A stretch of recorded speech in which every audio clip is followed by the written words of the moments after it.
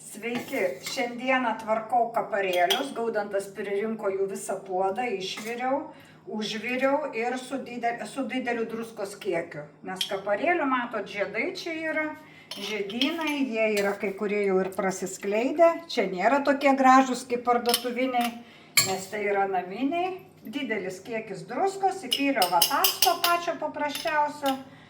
Ir viskas, ir į šaldytuvą, ir naudosim vietoj druskos, į salotos vietoj druskos, visokių dalykų.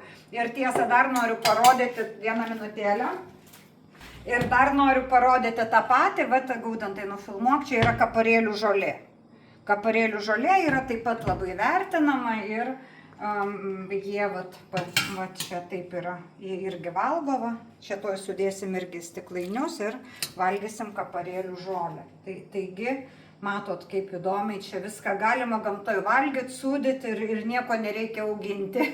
Nueini į pievą ir jau maistas. Taigi, tiek.